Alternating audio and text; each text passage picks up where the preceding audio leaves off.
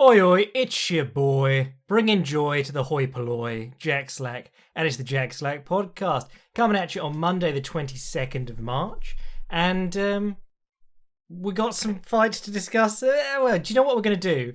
I'm going to have a good moan about their main event, but I did watch a lot of extracurricular stuff for this episode so that we could talk about good stuff that happened this weekend. So lots of Cage Warriors, haven't finished watching Rising yet, so I won't go into that. But I just realised that the next UFC card isn't until not this weekend, next weekend. So yeah, plenty of time to. I might do a recap episode of Rising, might do a big article. Don't know, something for the boys probably. But for the plebs here on the normal podcast, let's talk about Kevin Holland versus Derek Brunson, and really just a terrible, terrible main event. Possibly the worst. Well, I think probably the worst of the year. I mean, there's been a lot of weird stuff happening lately. This is like a hilarious continuation of the curse that's been going on for like the last 3-4 weeks. But this one was really just terrible. This isn't like someone getting kneed in the head on the ground. This is just a really bad fight. And yeah, I was going to title this episode, "Is it okay to laugh at someone's mental illness if it's objectively funny?" Which is what I've been struggling with all since the fight, to be honest. Yeah, Kevin Holland. I don't know how severely to lay into this.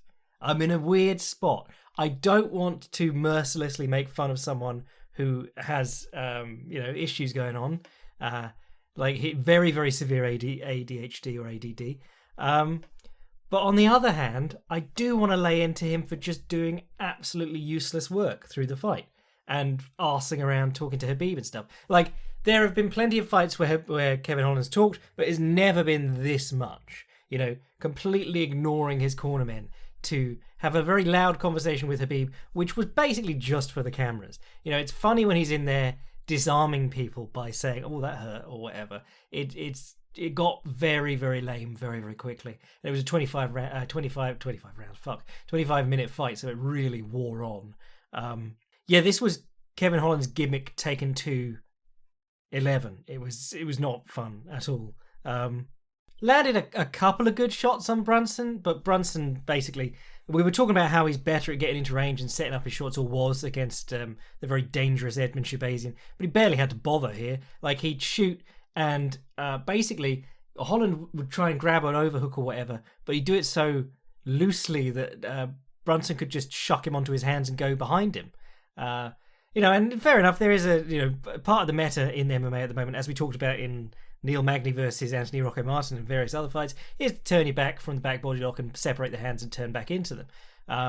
But he wasn't really doing that. He attacked Kimura a couple of times, but mainly he was just getting taken down, put in closed guard, and having been on the bottom against Jacare, flailing and at least hitting Jacare with elbows and things, he did nothing here.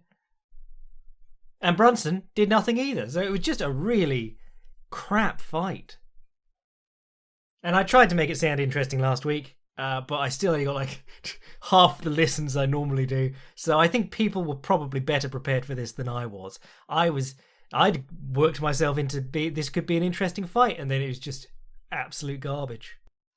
I mean, good for Brunson, blonde Brunson, bleached Brunson, or Cisco Brunson as I call him, doing well, undefeated still in bleached haired fights.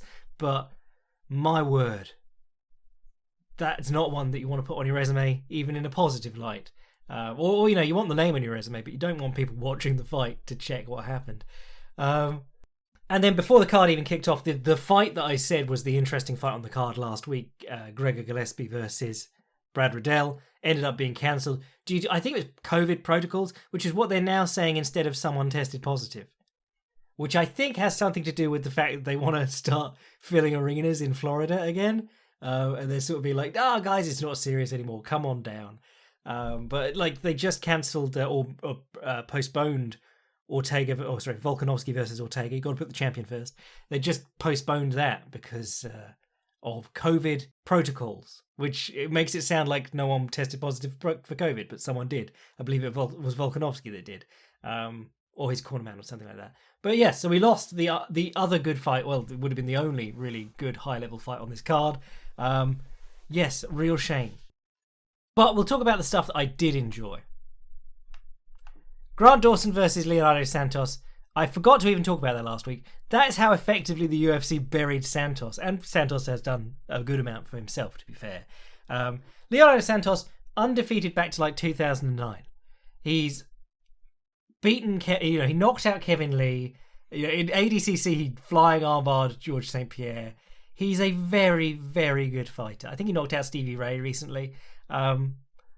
He should have been moving up the rankings with the number of wins he's got, but it's happening so slowly that they're not bothering. He was in that Trinaldo position where they were just like, no, you're 40 years old, you're Brazilian.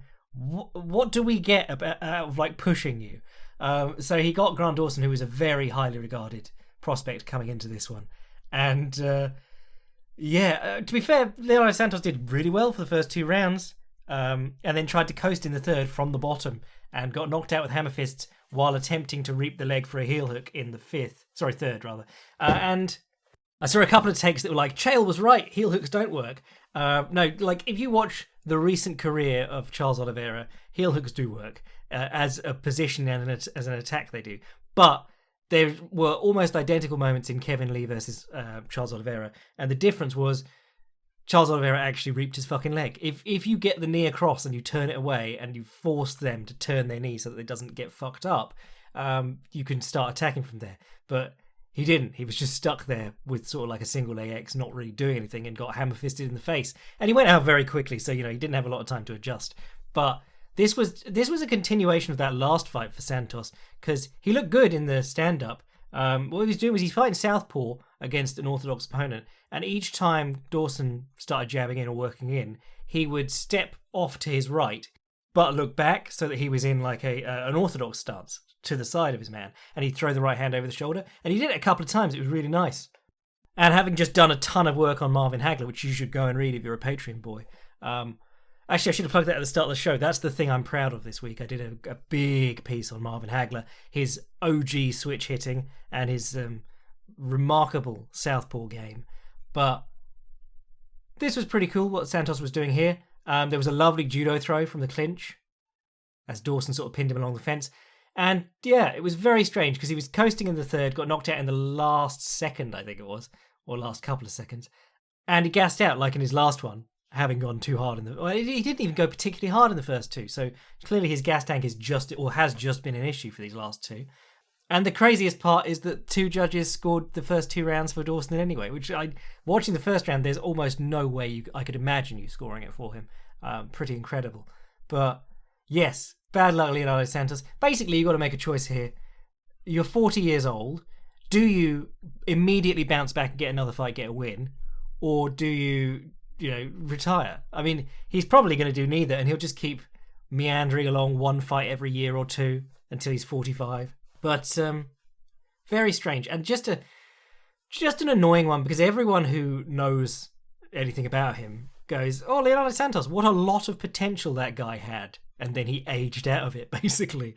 Some of his injuries, some of it's just not having fights enough. It was a very strange career he had. Tai Tuivasa smoked Harry Hunsucker in like 30 seconds or whatever it was. Adrian Yanez versus Gustavo Lopez. We talked about this last week. It's the one that might be interesting. Yanez looked really good here. Backed him up towards the fence. I thought Lopez would have a good shot on the feet if he could kick well. But he was backed up so much that he really couldn't get to kicking. And Yanez really just lovely, natural boxing. Very... he's had a lot of practice and he was good at it to begin with.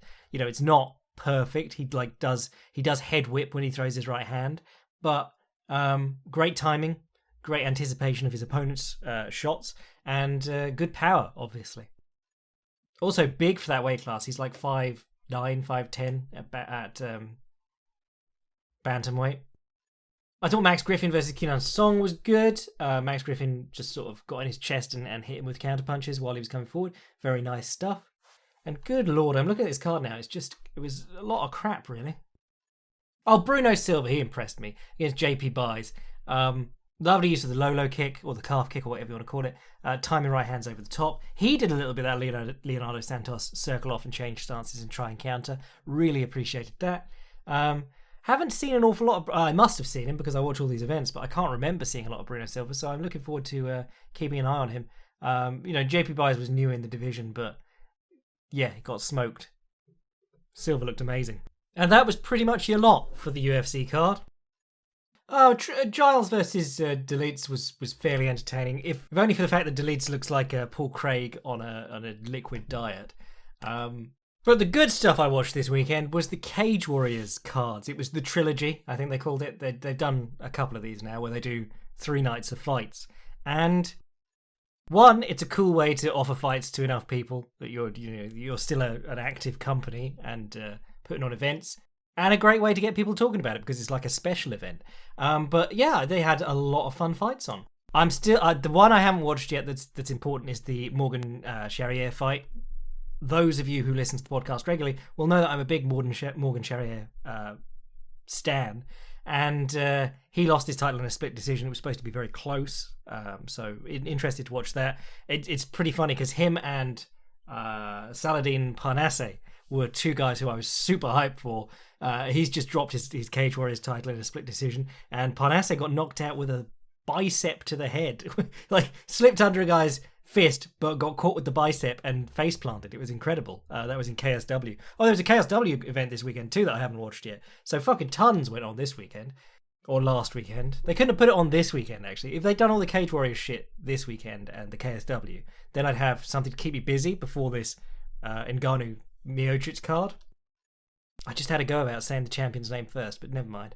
But the craziest fight of the weekend for me was Jack Cartwright versus Sylvester Miller.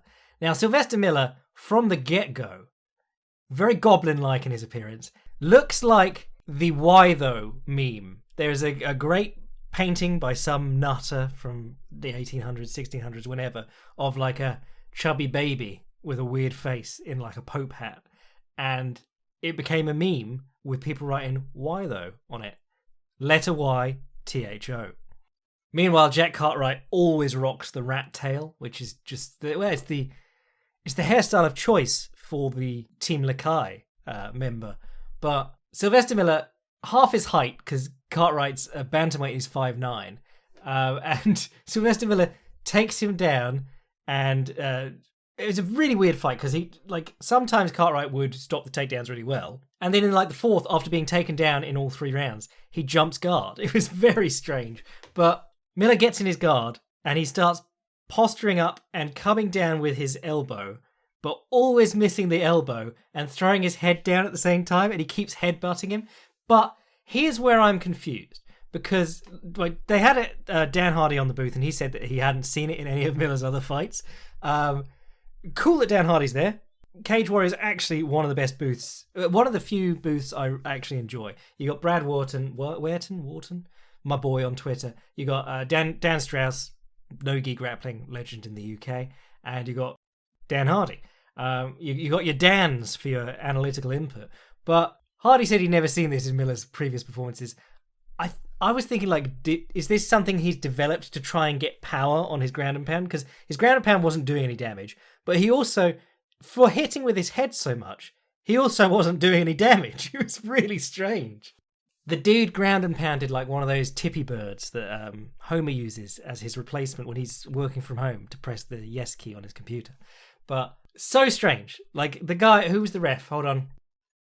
Rich something or other. He was good, I thought, because he did give this guy tons of warnings. They weren't really doing any damage. They hadn't cut Cartwright open, which is, number one purpose of the headbutt in boxing is to cause a cut over the eyes. Number 2 is to hurt someone. If you're headbutting someone obviously enough that you're hurting them, unless you've hidden it well with a cheeky nodder as they step in, you're probably going to get called on it and warned. Whereas, like, quite short glancing blows can open up cuts. Didn't open up any cuts on Cartwright, but kept sort of landing head first on him. So the ref goes, you can't do that. And I thought he handled this really well because he explained you can't do that.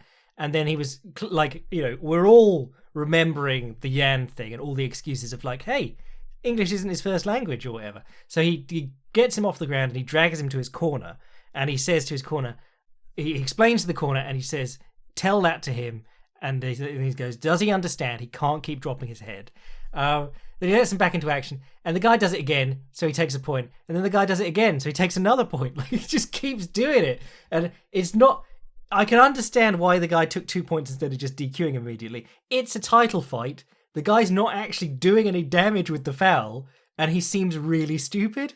And then finally, he just goes, "You can't keep doing that," and disqualifies him. And the guy's face is like, "What?" He screams, "What is it? Polish for fuck?" Like, "Kurwa!" It was just the strangest fight. Like, on a weekend with Kevin Holland laying beneath Derek Brunson and encouraging him to talk, but neither doing anything. This was the weirdest fight.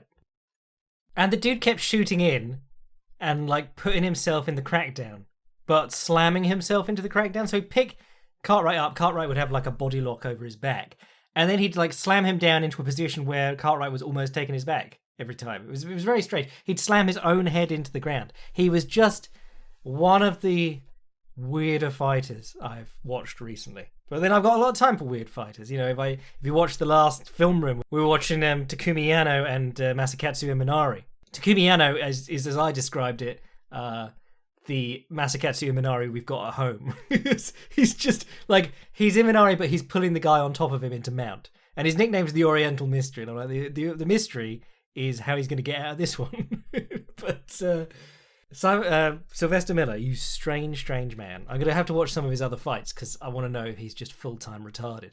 But the one that most people were talking about was Ian Gary, who, you know, early in the card, but a staple for Cage Warriors at this point. He's 6-0. He's in against Rostam Akman, who's a Swede, and he'd been in the UFC. He'd fought Jake Matthews most recently, I think. Lost a decision. You know, lost 2 decisions in the UFC and was cut, basically.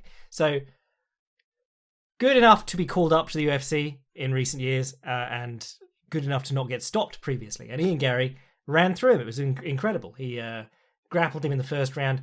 Second round, he comes in, he jabbed him a couple of times, and then he faked a jab, and I put the clip of this jab up on my Twitter because it's so good. He like level changes and pumps his shoulder forward, and Rostam Akman swings the widest left hook you've ever seen, and like as he misses, he's clearly like, "Oh fuck, I spent everything doing that hook."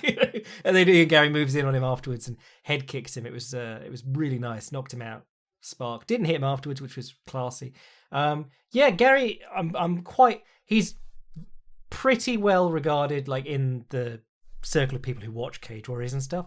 But it's interesting because he's an Irish prospect. He's a very promising Irish prospect, but he's not out of Straight Blast Gym. He's from I think it's Team KF, which is Chris Field's team.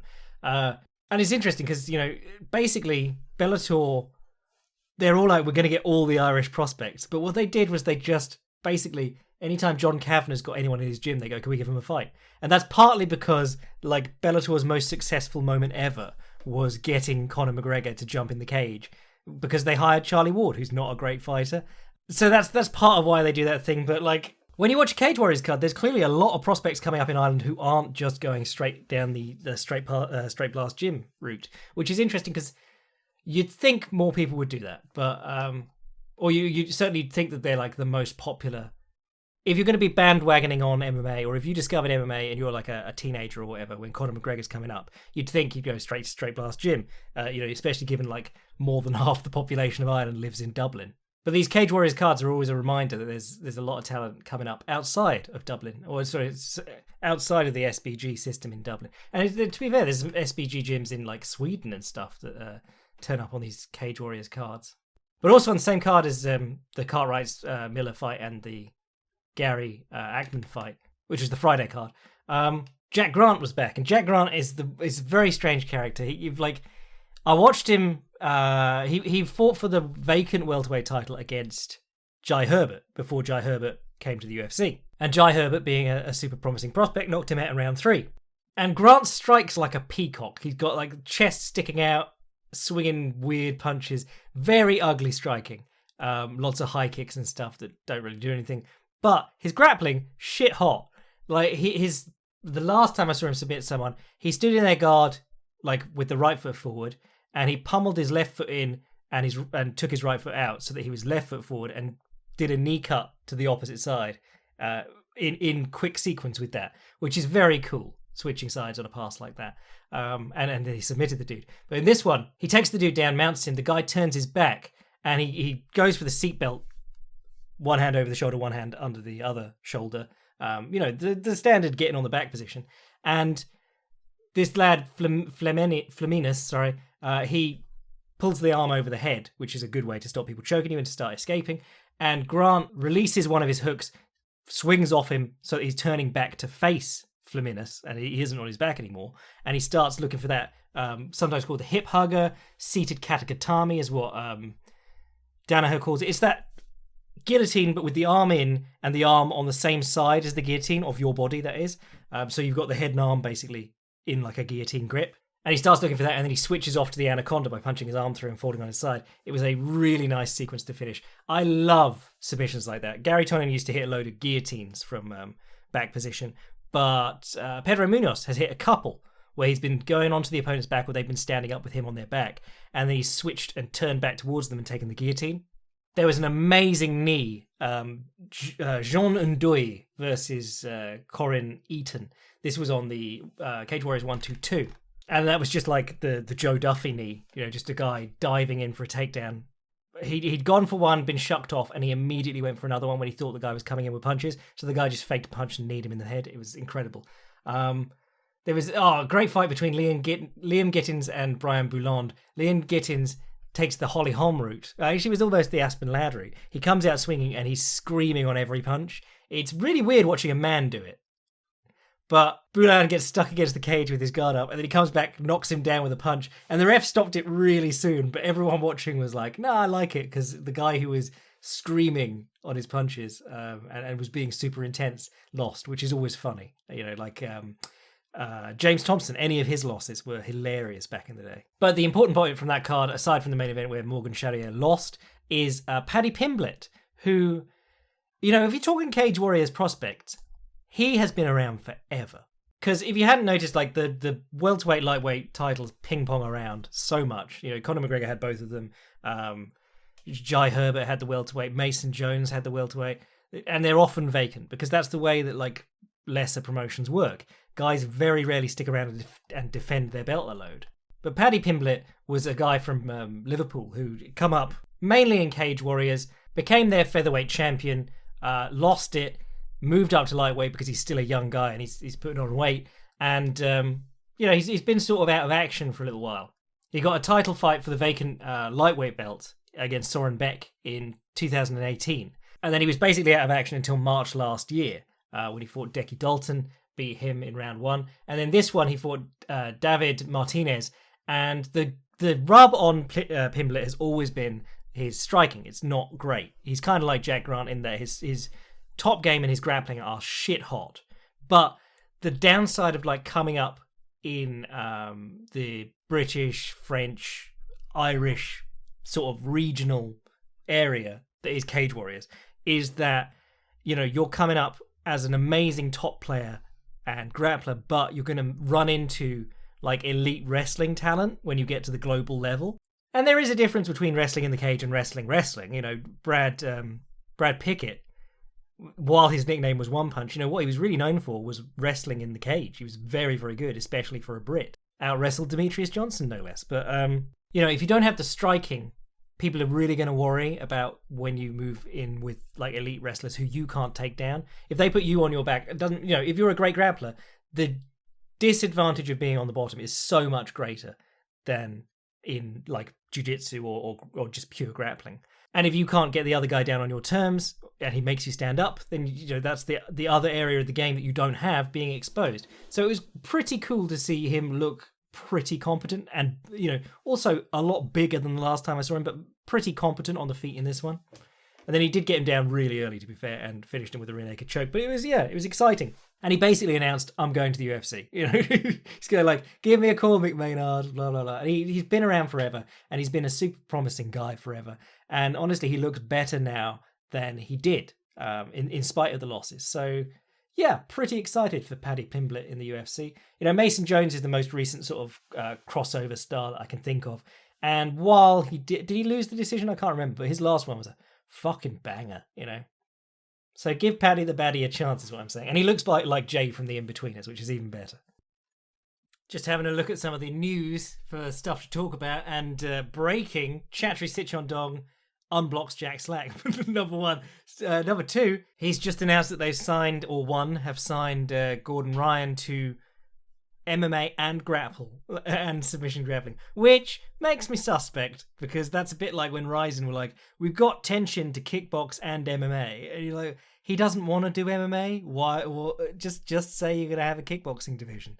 And they did finally give up and just start doing more kickboxing. But I mean, with Gordon Ryan, I'm super excited to see him in MMA if he can, because he's worked hard on his wrestling, and it is something that he's been showing more of in recent years. But most of his game is still sitting guard, and grappling isn't MMA, and MMA isn't really grappling. Like it's crossover stuff. You know, Gary Tonin's done amazingly in MMA. In his short run so far.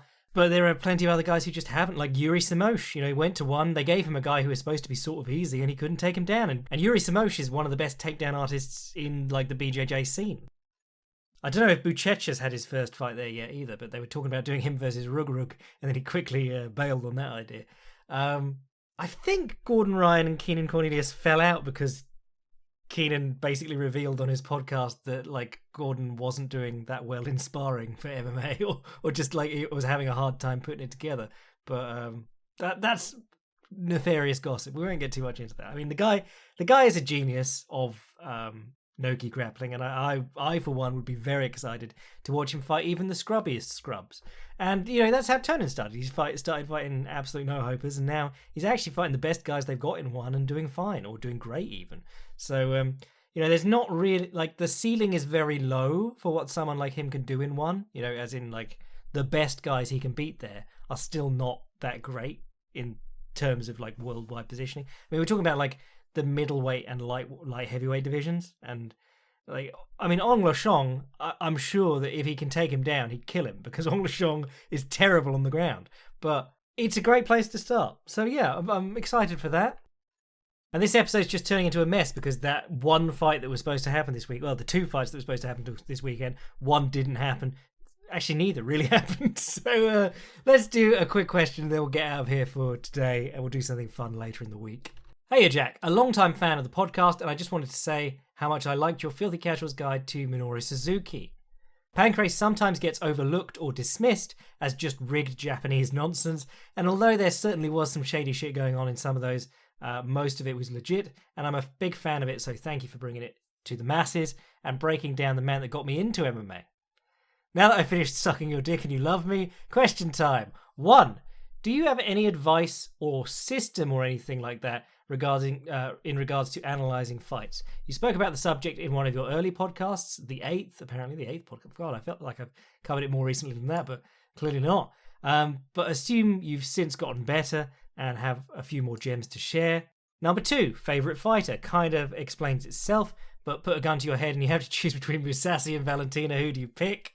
And 3, back to the serious. Usman's success against Burns in both stances and his devastating foot stomps combined with some of my experience got me thinking, what do you think about stepping on your opponent's lead foot while in an open stance? It happens to me in sparring from time to time, mostly as I lead, but almost always by accident or as a way to fuck with my partner. But the more I think about it, the more I believe it has some decent potential. Hope you'll manage to answer at least one of these questions. If you don't, you can forget everything I said in the start. You suck. For real, though. Keep up the good work. From Elon. System for analysing fights. I think the tips that I always give people are, 1, never call yourself an analyst. Just say, I'm studying the film. Film study sounds so much cooler, by the way. But number 1, I have always really liked to use a smaller window. You know, if you've got it open on the computer, shrink it down so that you can see the whole thing and take it in with your eyes a bit easier. If you're watching it on your big screen, you know, most of us have the kind of tellies that our childhood selves would not believe could exist. You know, the size of televisions that there are nowadays. But that honestly makes it harder to take things in. I like to shrink things down on the screen. The temptation is then to do other stuff in the background and think, oh, fuck, I missed a good exchange. But if you're really studying something, shrink it down so you can see everything. You want to see the top of the head and the bottom of the feet, ideally, which is the case in like a lot of good boxing broadcasts, but sometimes just for no reason, especially watching these old ones with Hagler. Sometimes they'll have the whole thing, the whole of both fighters in shot, and you're like, that's great, and a bit of extra ring on each side so you can see, and there's time for the cameraman to move without losing them. And then sometimes it would just be like a close up of their upper bodies, and you're like, why? Why is that the framing of the whole fight? I don't mind the odd shot there, but there have been some really bad ones. The one I always talk about is Glory. Whenever they went to Nottingham, I think it was Tyrone Spong versus Remy Boyansky, the ghost of Remy. I mean, he was well old at that time. Everyone's second favorite Remy.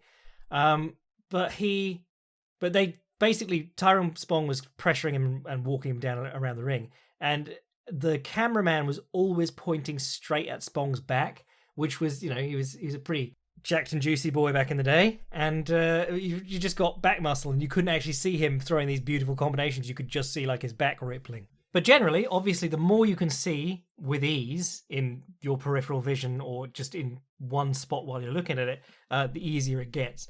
Then you're looking for things like direction of movement. Are they engaging in a hand fight? Are they using feints? Because the feinting portion of a fight is, feinting and jabbing and leads generally should be used to collect information. I don't want to get too much into that. Or he's computing the right way to fight, Michael Chiavello stuff.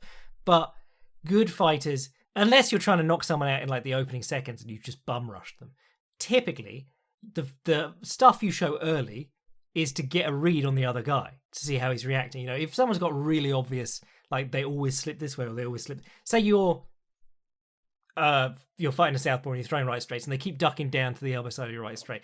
At some point, you're going to start throwing knees, if you're in kickboxing or MMA. But you're going to start throwing knees or high kicks or something to punish them for ducking down like that.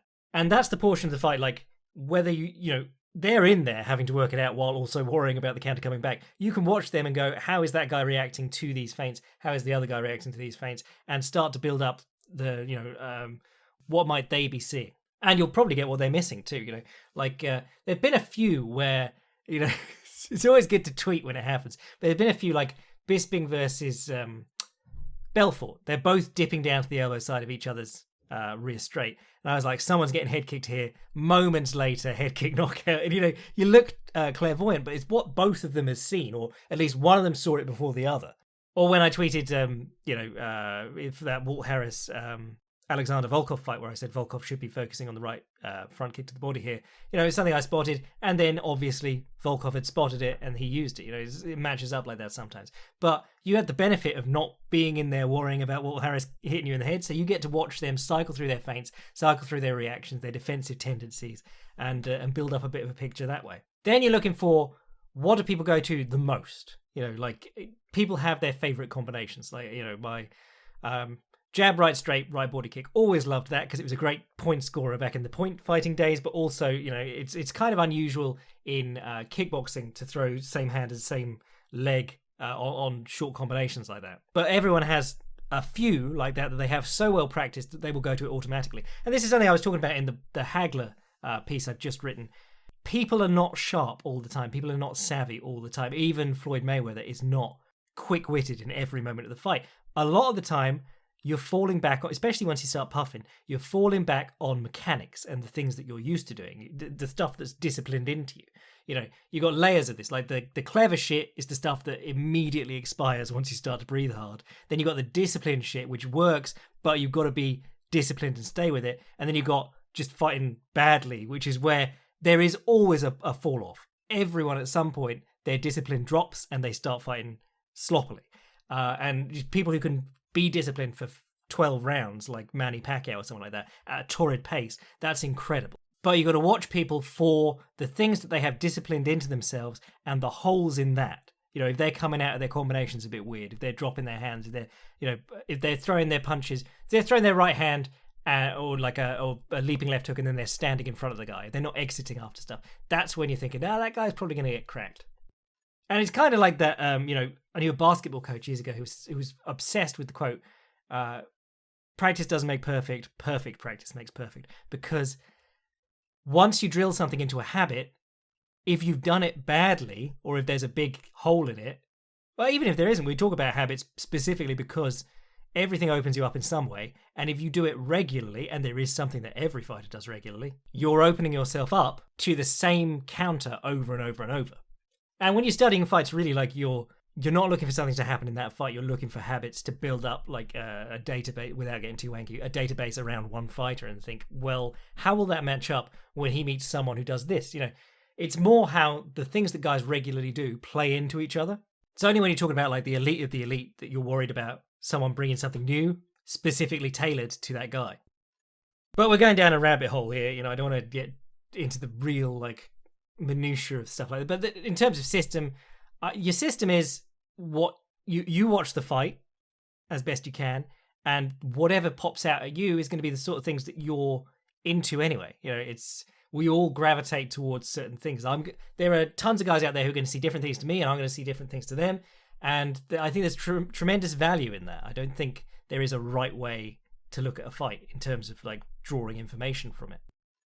Favorite fighter, Musashi or Valentina? I was just thinking the other day, how great is it that I get to laugh at Musashi and Valentina fans in an almost professional capacity. But of the two of them, I think I am begrudgingly starting to like Valentina when she's fighting bums, actually. No choice. But favorite fighter, generally, I've been having so much fun with Marvin Hagler. But even writing this huge 3,000-word piece on Marvin Hagler, I ended up writing a few hundred words just about how great Roberto Duran is, because I love Roberto Duran. Like, he is, he's kind of a fighter's fighter. I think Marvin Hagler was that to an extent too, but, lots of people who love boxing will be like, yeah, Sugar Ray Leonard, Sugar Ray Robinson, blah, blah, blah, blah. But the guys who are in there, like, the Ricky Hattons and people, they'll be like, Roberto Duran, number one, easy. Kickboxing, I loved Andy Hug. I adored Andy Hug. I was devastated when he died.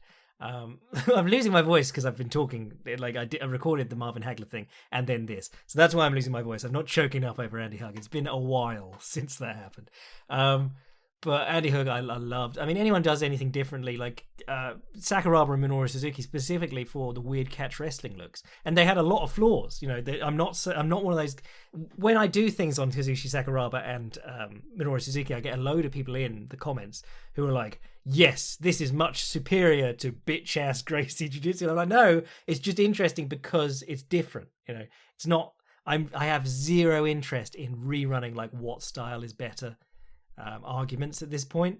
One of the great things about MMA, and I know that a lot of people, I've spoken to people who I really respect who are in kickboxing, Muay Thai, or anything like that, and they say they find MMA less interesting when it's not style versus style stuff. And to be honest, I think MMA is doing better, or is better than ever, specifically because you're not doing, so and so in the black gi versus so and so in the white gi. They got one's jiu-jitsu, one's MMA. One's jiu-jitsu, one's karate, whatever. You're doing. Both these guys can kickbox, but this guy does this, and this guy does that, and that. They're very different styles of kickboxing. The takedowns are different. This guy uses clinch takedowns wonderfully, but the other guy level changes on his single leg and runs it to the fence or whatever. There's so much going on in MMA now, and I forget how I got here, but like it's the weirdness about fighters that makes them interesting. It's not necessarily them being amazing at everything, So a lot of my favorite fighters are people like Sakuraba, deeply flawed fighter.